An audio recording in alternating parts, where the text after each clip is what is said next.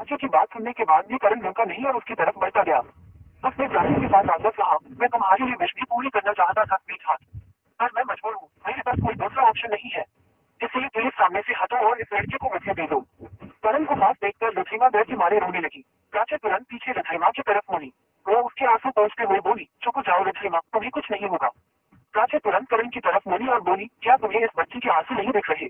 एक मासूम जिंदगी को तबाह करके तुम्हें क्या मिलेगा करण? इसे छोड़ दो, इसे इसकी फैमिली के पास वापस जाने दो। प्राची की बात सुनकर करण हंसने लगा और कहा, फैमिली? हाँ, तुमने शायद अच्छे से सुना नहीं। लेट में टेल यू, इसके बाप ने ही इसे यहाँ भेजा है। ये फोन हर रात से इजावर प्रॉपर्टी। करण के बाद प्राची ने तुरंत जवाब दिया, ये किसी की प्रॉपर्टी नहीं है। जब तक मैं यहाँ हूँ तब इसे हाथ भी नहीं लगा सकते। जैसे ही प्राची ने ये बात कही, करण ने प्राची को तीखी नजर से देखा। उसके शब्द पर वापस वही शैतानी मुस्कान थी। उसने एकदम से प्राची की कमर पर हाथ रखते हुए उसे अपनी तरफ खींच लिया। पलक झपकते ही प्राची करण की बाहों में थी। प्राची का चेहरा करण के चेहरे के बहुत करीब था। प्राची अपनी भरी हुई नजरों से करण की आंखों में देख रही थी। करण ने उसकी होठों के करीब आकर कहा, वो लड़की को क्या, अगर मैं तुझे भी हाथ लगाऊंगा तो तुम कुछ नहीं कर सकती हो। प्राची ने करण की बात का कोई जवाब नहीं दिया। वो जानते थे कि करण कह रहा है वो सच है। अगर वो चाहे तो वो कुछ भी कर सकता है और कोई उसे रोकेगा भी नहीं। और इस बात का अच्छा खासा एग्जाम्पल उसने पुलिस स्टेशन में देखा था।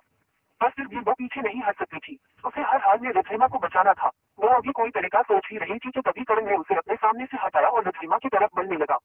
लेकिन प्राची दोबारा उसके सामने आ गई। उसने कहा, रुक जाओ करण, तुम मुझसे प्यार करने का दावा करते हो ना, तो तुम्हें उसे प्यार का वास्ता, तुम रिद्धिमा के साथ कोई जोर जबरदस्ती नहीं करोगे।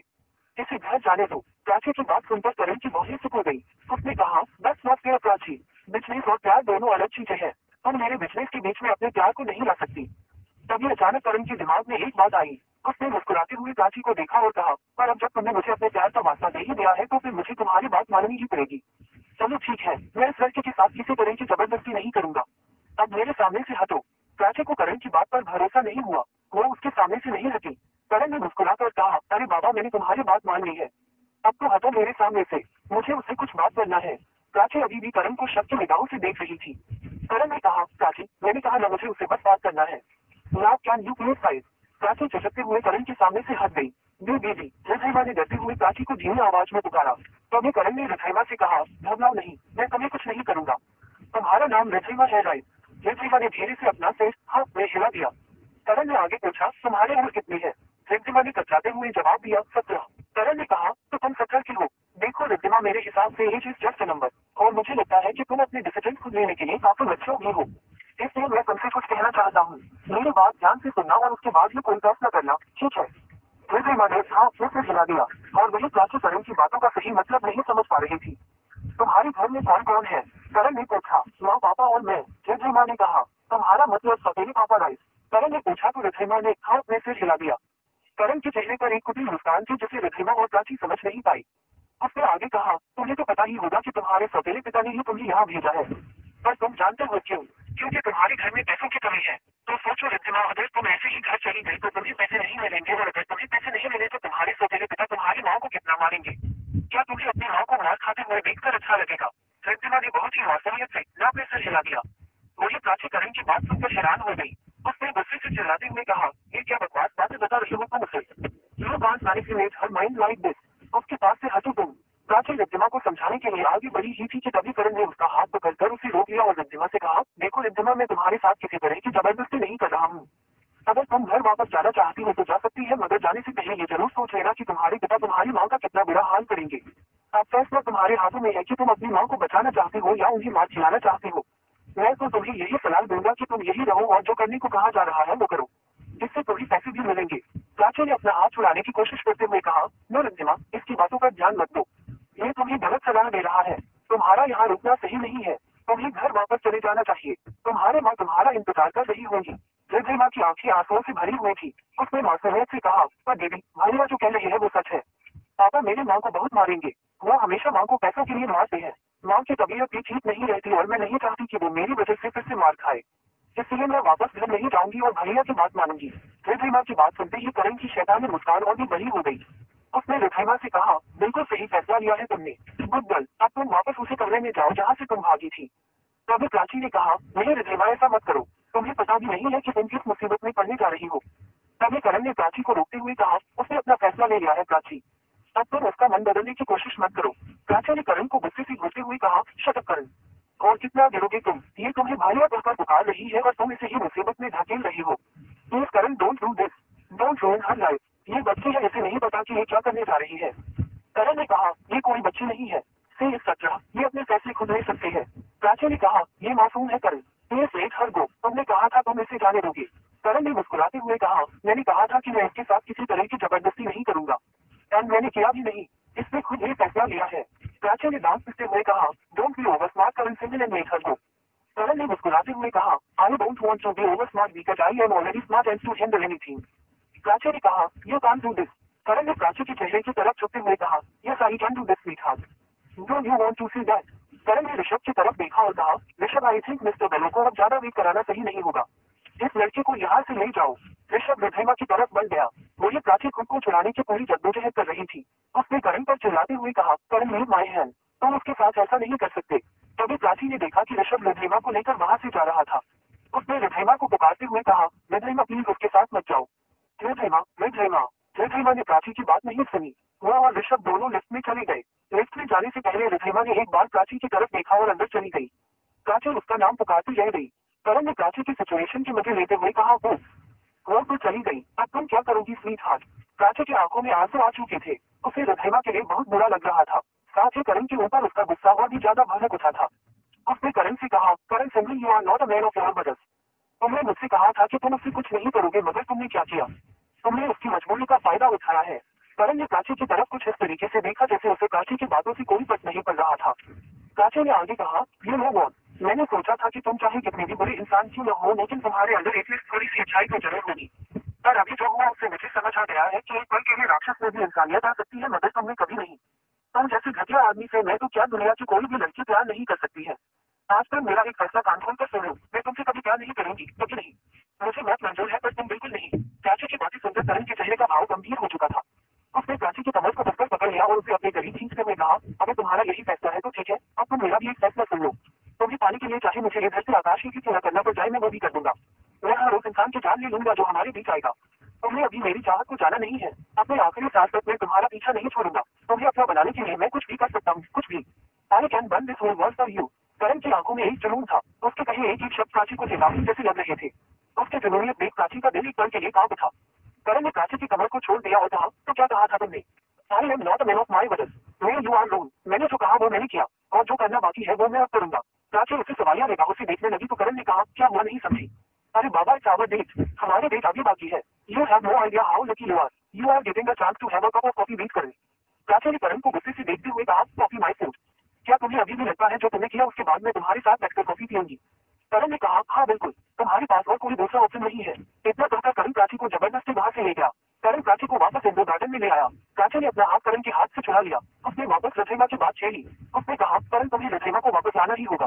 करण ने झपते हुए कहा, रिद्धिमा वापस नहीं आएगी, भूल जाओ उसे। अगर तुम्हें इतना ही सोशल सर्विस करने का शौक है तो मैं तुम्हारे लिए एक एनजीओ खुलवा दूंगा, लेकिन फिलहाल के लिए उस लड़की के बारे में मुझसे कोई बात मत करो।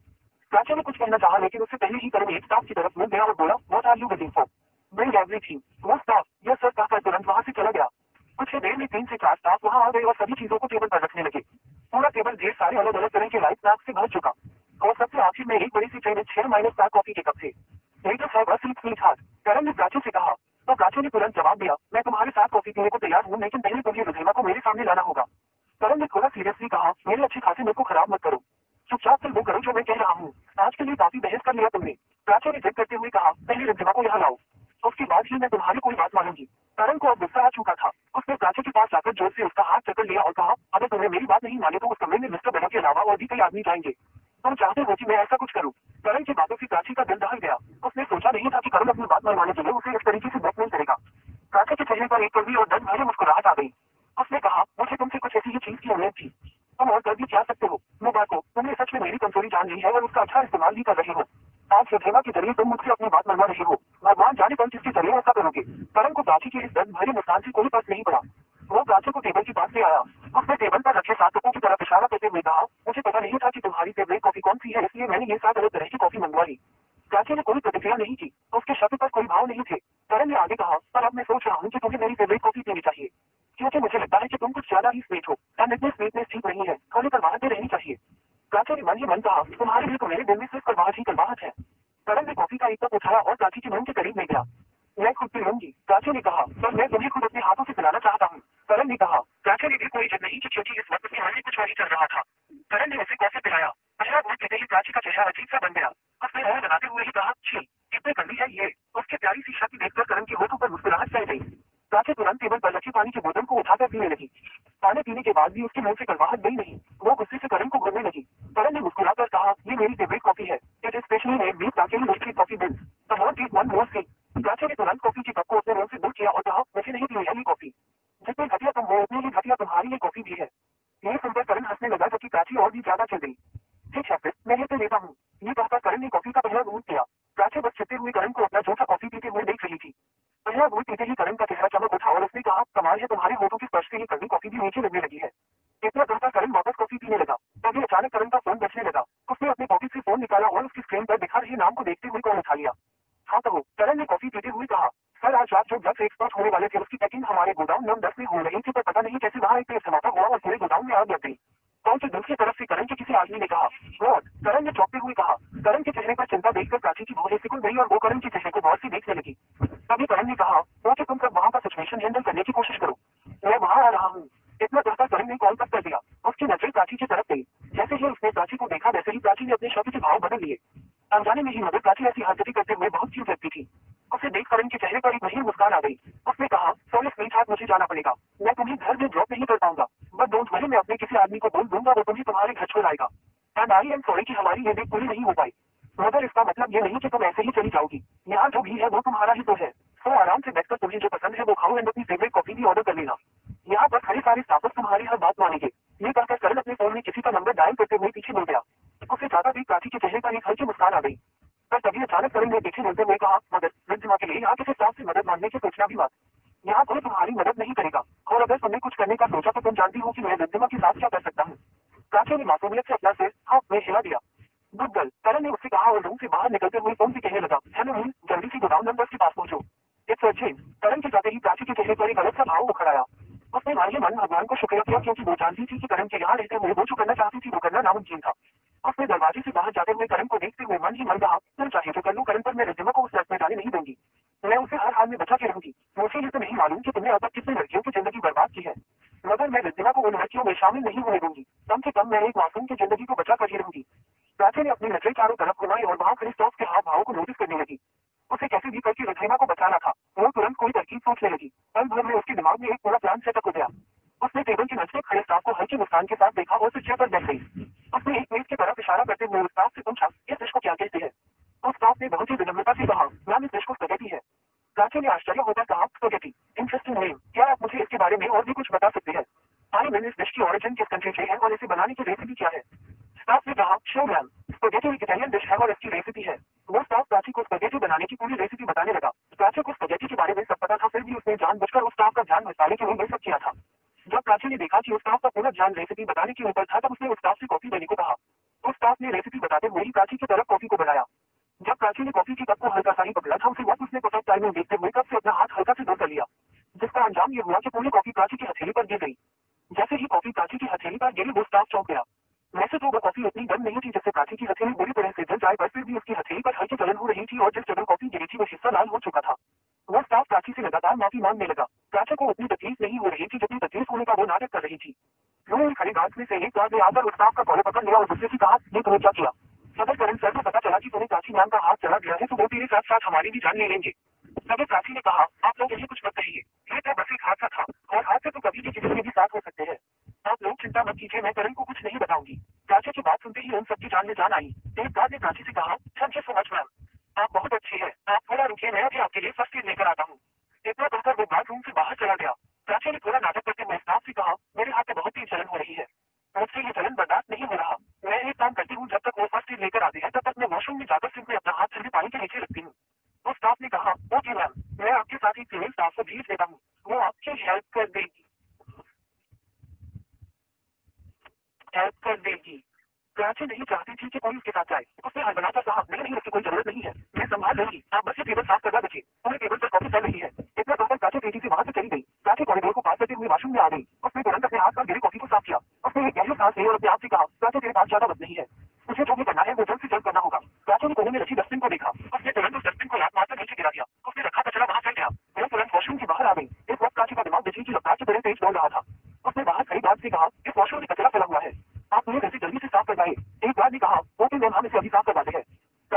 चिल्लाया और कहा, सफाई करवाने में कुछ वक्त लगेगा, तब तक मैं वेट नहीं कर सकती, मैं किसी दूसरे फ्लोर पर चली जाती हूँ। तभी दूसरे गार्ड ने कहा, ओके मैम, चलिए हम आपको वहां तक ले चलते हैं।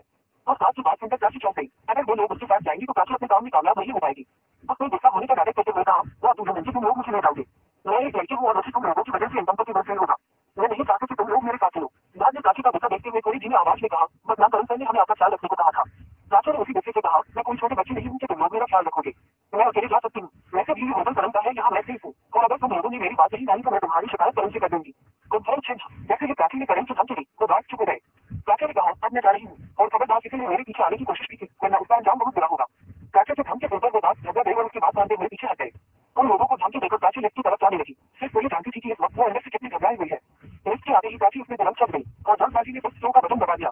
उसके जाते ही वो दांत आपस में बात करने लगे। एक बार ने कहा, ये प्राची नाम में कमाल की लड़की है, एक तरफ तो करण सर से नफरत करने का दावा करती है और दूसरी तरफ उनके नाम से ही हमें डराती है। तो दूसरी बात ने कहा, अरे भाई ये लड़कियां होती ही ऐसी है, आओ खाने वाली, उनके होठों के अलावा दंड रहता है, या फिर ये भी हो सकता है कि पहले ही करण सर को पसंद नहीं करती, उनकी तरफ उनके सारे शब्द होगा और बात को देखकर इनका मन बदल रहा होगा। इन लड़कियों का कोई भरोसा नहीं है। उसके बाद सुनकर बाकी बात हंसने लगे। इनमें प्राची के फ्लो की कहानी शुरू की। लिफ्ट से बाहर निकलते ही उसे एहसास हुआ कि ये वो फ्लो नहीं है जहाँ उसे जाना था, पर उसे याद नहीं आ रहा था कि रिद्धिमा किस फ्लो पर और किस कमरे में है। उसने अपने दिमाग की जोर देते हुए कहा, कमल प्राची याद करने की कोशिश करती। उसने करण और ऋषभ के बीच हुए बातचीत को याद करने की कोशिश की जब ऋषभ ने मिस्टर बेलो के रूम नंबर के बारे में को बताया था।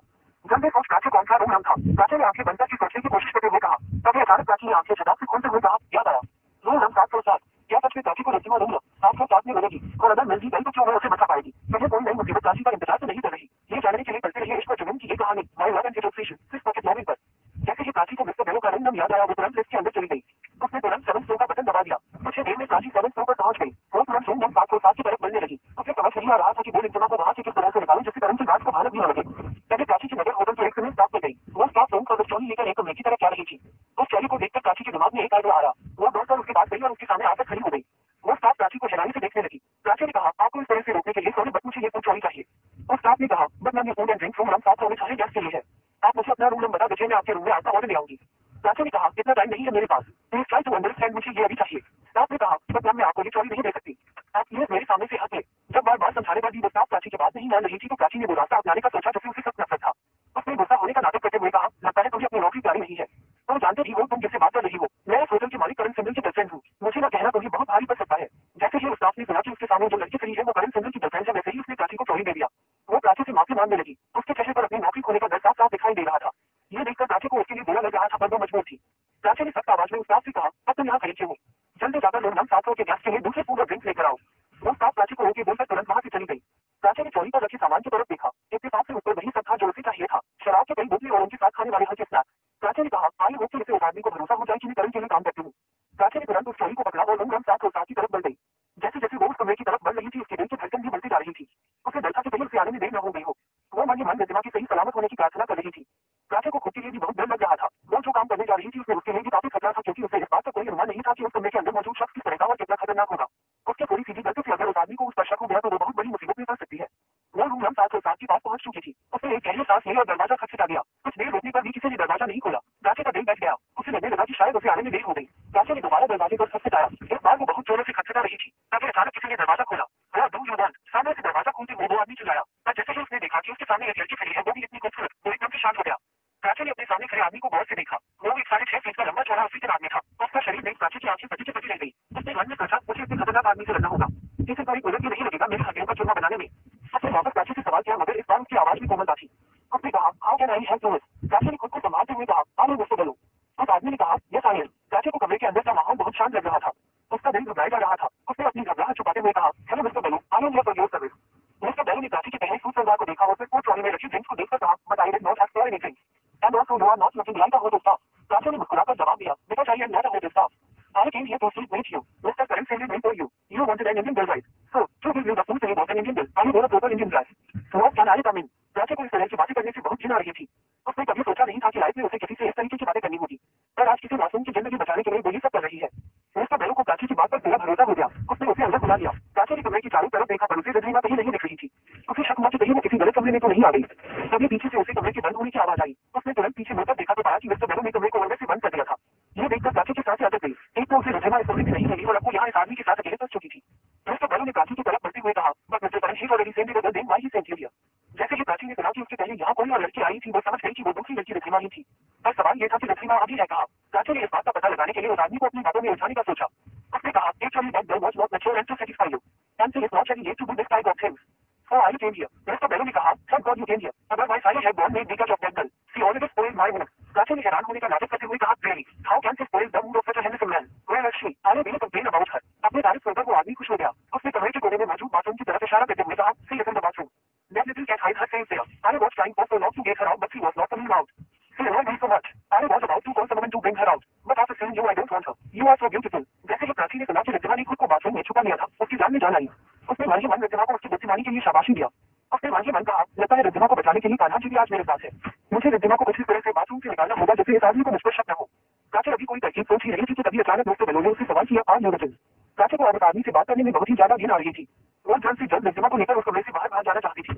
उसने मध्य मुस्कुराहट के साथ जवाब दिया, "यस आई एम।" ये सुनकर मिस्टर बेलो और भी ज्यादा खुश हो गया। उसने प्राची की तरफ बढ़ते हुए कहा, "let's start the game of fun." उसे अपनी तरफ बढ़ता देख प्राची सहम गई। उसे समझ नहीं आ रहा था कि वो अब क्या करे, अपनी इज्जत उस हैवान से कैसे बचाए। तो क्या होगा प्राची का अगला कदम, कैसे बचाएगा वो अपनी इज्जत उस कमरे में मौजूद शख्स से? क्या प्राची रिद्धिमा को बचा पाएगी या उससे पहले ये कदम उसकी कोशिश को नाकामयाब कर देगा? ये जानने के लिए बढ़ते रहिए इश्क और जुनून की ये कहानी, माय लव एंड सिचुएशन, सिर्फ पॉकेट कॉर्नर पर। जैसे जैसे मिस्टर बेलो प्राची की तरफ बढ़ रहा था, प्राची के दिल की धड़कनें भी बढ़ती जा रही थी। उसे अपनी करीब आ रही हैवान से बचने की कोई तरकीब नहीं सोच रही थी। वो यहाँ एक आदम की इज्जत बचाने आई थी मगर अब खुद उसकी इज्जत फंसी हुई थी। वो मन ही मन भगवान से प्रार्थना करने लगी। मिस्टर बेलो ने प्राची के करीब आकर उसके कंधे को पकड़ लिया। प्राची का दिल बैठ सा गया। तभी अचानक प्राची की नजर फोन चोरी पर गई। उसे ध्यान आया कि उसने उस चोरी को ऐसे ही किसी हालात के लिए लिया था। उसने मुस्कुराती हुई हल्की से मिस्टर बेलो के हाथ को अपने कंधे से हटाया और कहा, "इस मेरे चेहरे पर इस बात का glass of wine." Mister Bello ने कहा, "शो।" प्राची थोड़ा दूर हटकर एक ग्लास में वाइन डालने लगी। उसने ग्लास को मिस्टर बेलो की तरफ बढ़ाया। जैसे ही मिस्टर बेलो ग्लास को पकड़ने गया वैसे ही प्राची ने जानबूझकर ग्लास में रखी वाइन को उसके ऊपर गिरा दिया।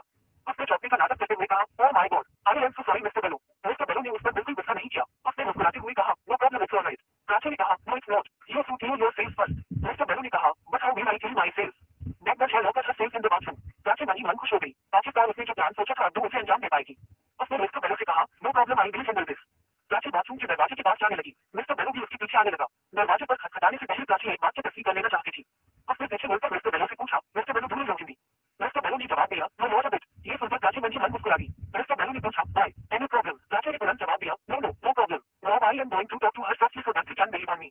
But I have to talk to her in Hindi." Mister Bello ने कहा, "that's not the problem, you can talk to her in Hindi." Bathroom के दरवाजे की उस तरफ रिद्धिमा डरी थमी सी एक कोने में बैठी हुई थी। उसका फ्रॉक नीचे से बुरी तरह से फट चुका था जिससे उसका पूरा घुटना दिख रहा था। उसके चेहरे पर थप्पड़ के कई निशान थे। उसके होठ के एक कोने पर हल्का सा कुछ जमा हुआ था। वो अपने आप को कोस रही थी कि उसने प्राची की बात नहीं सुनी। प्राची उसके लिए उन लोगों से लड़ रही थी। वो उसकी भलाई के लिए ही उसे यहाँ आने से रोक रही थी।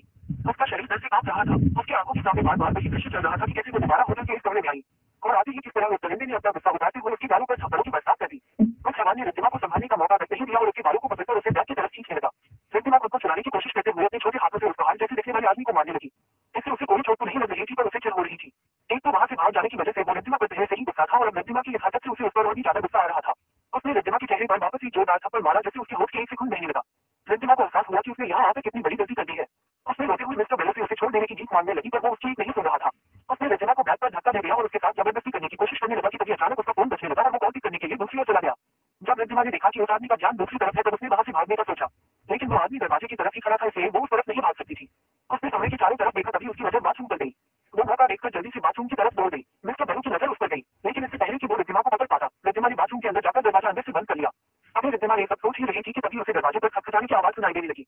वो बुरी तरह डर गई। उसने धीमी आवाज में बड़बड़ाते हुए कहा, "भगवान जी प्लीज मुझे बचा लीजिए प्लीज।"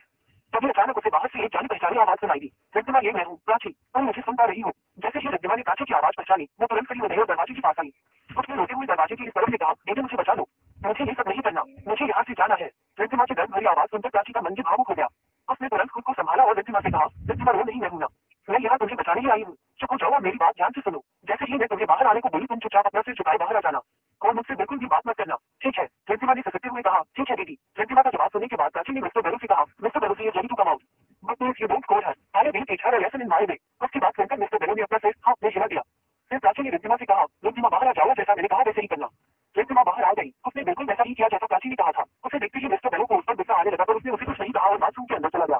जैसे ही वो बाथरूम के अंदर घुसा प्राची ने तुरंत बाहर से दरवाजा कर दिया। दरवाजे के बंद होते ही मिस्टर बेलो जोर जोर से दरवाजा पीटने लगा और चिल्लाती हुई बोला, "open the door, you bitch, you made me phone, how dare you, open the door, I will kill you." Mister Bello बाहर आने के लिए जितना चिल्लाता रहा मगर प्राची ने उस पर ध्यान नहीं दिया। उसके पास इन सब चीजों के लिए बिल्कुल भी समय नहीं था। उसे यहाँ आए हुए काफी समय हो चुका था। ऊपर इंडोर गार्डन में मौजूद क्या करें कि आदमी उसे भूल रही होगी। इसलिए प्राची ने जल्द जल्द होटल से निकलने का फैसला किया, लेकिन पहले वो रिद्धिमा से उसका हाल पूछना चाहती थी। उसने रिद्धिमा से कहा, प्राची ने ये बात कही, रिद्धिमा ने तुरंत प्राची की तरफ देखा।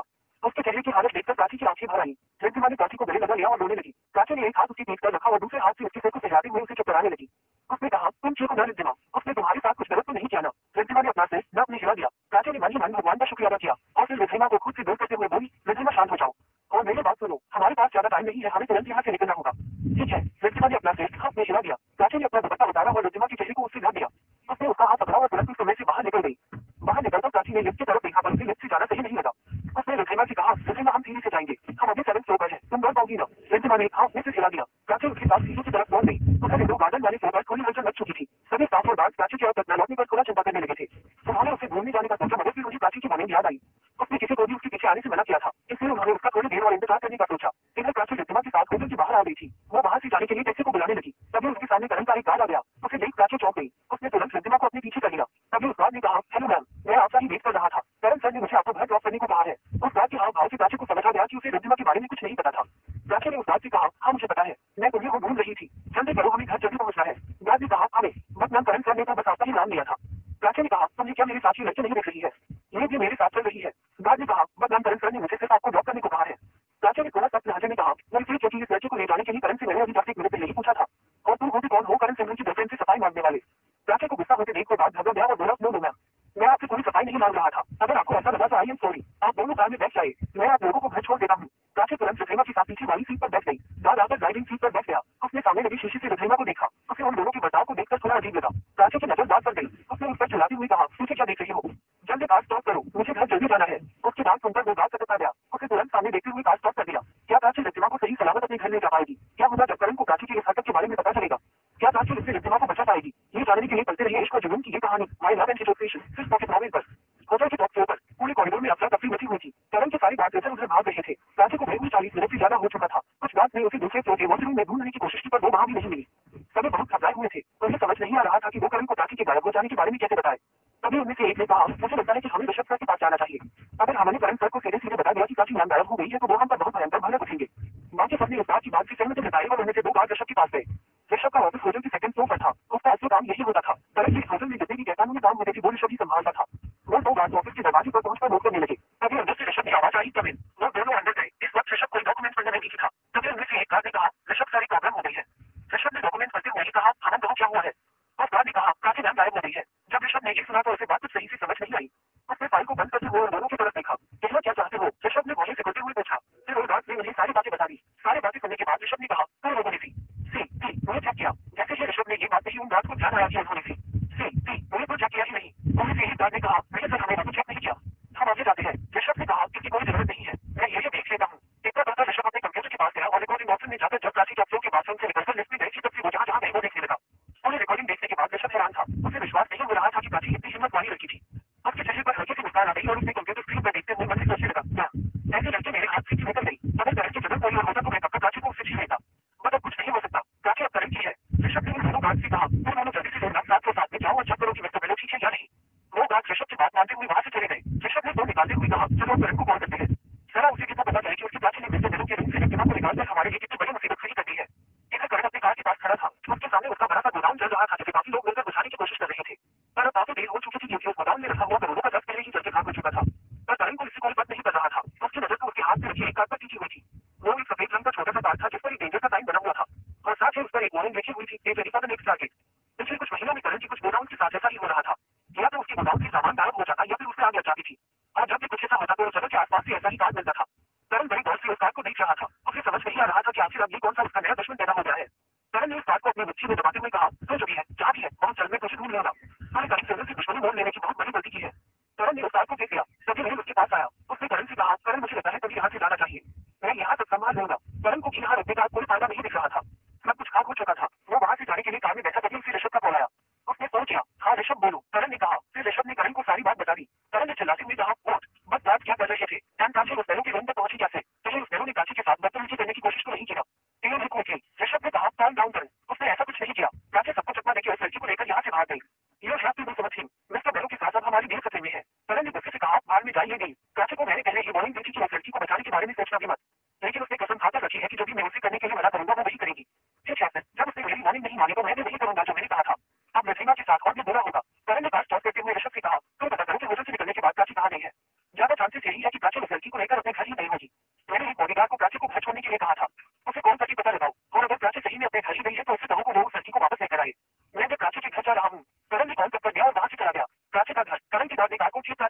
ने रोका।